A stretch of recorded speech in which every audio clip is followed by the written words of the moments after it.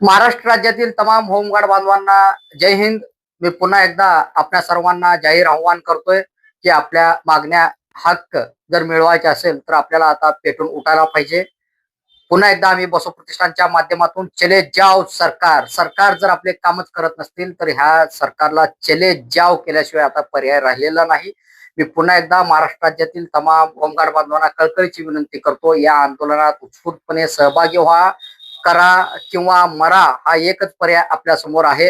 आता पुन्हा पुन्हा मागण्याचा विषय घेऊन बसू नका. मागण्या बसव प्रतिष्ठानच्या माध्यमातून जे मांडलेले आहेत 365 दिवस काम, कायद्यात बदल, लोकहितेश निधी यास विविध होमगार्ड बांधवाच्या हिताचे मागण्या आम्ही शासनाकडे केलेला आहे. त्यामध्ये पुनर्नियुक्ती पुनर्नोंदणीचा विषय आहे, सेवानिवृत्तीबद्दल काय हा पण विषय आहे.